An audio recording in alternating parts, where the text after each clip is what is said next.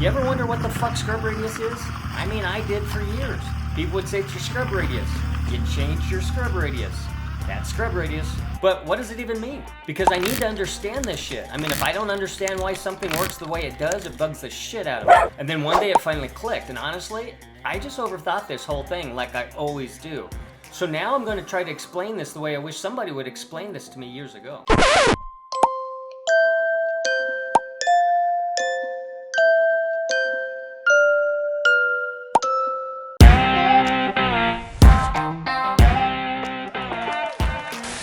I'm John, and this is Project Kehm. I buy it, I build it, I live with it, then I tell you if it actually works. The good, the bad, and yes, even the expensive mistakes. So first things first, every vehicle has scrub radius. It doesn't matter what the vehicle is. Lifted, stock, big tires, little tires, it doesn't matter. And scrub radius isn't good, it isn't bad. Some of you might argue that, but it's just geometry. So when somebody tells you you change your scrub radius, it doesn't mean you suddenly have scrub radius, it just means you changed your geometry. Now, why does that matter? To picture this, we need to look at two imaginary lines hitting the ground. The first line runs through the upper and lower ball joints. That's where your steering axis is. The second line runs through the center of where the tire contacts the ground. The distance between where those two lines hit the ground, that's scrub radius.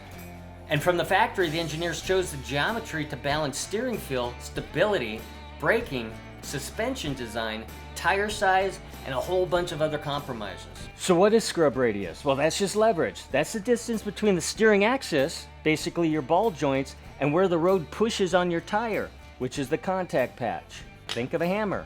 Your hand, that's a steering axis. The hammer head, that's the contact patch. Hold the hammer right at the head, and you've got very little leverage. Slide your hand down the handle, and suddenly you've got big leverage.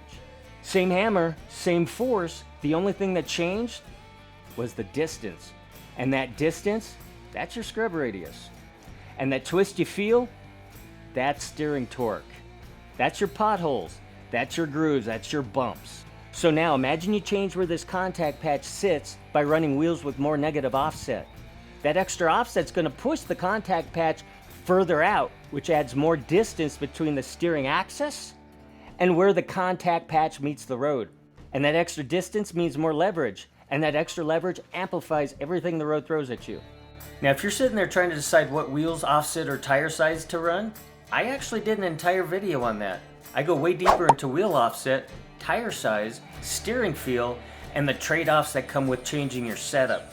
If you're building a Bronco, it's worth watching. Now, before the critics show up, no, I'm not saying scrub radius is the only thing that affects steering. Caster matters, tires matter, suspension design matters, steering design matters. There's a lot of pieces to this puzzle. I'm just trying to help you understand one of the big ones. And once I understood this, I stopped looking at wheels asking, are they gonna look good? And I started asking, what are they gonna change? Because every modification is a trade-off. And the more you understand, the better decisions you're gonna make. And if this video helped, I'm gonna do something I usually avoid. Hit the subscribe button, seriously.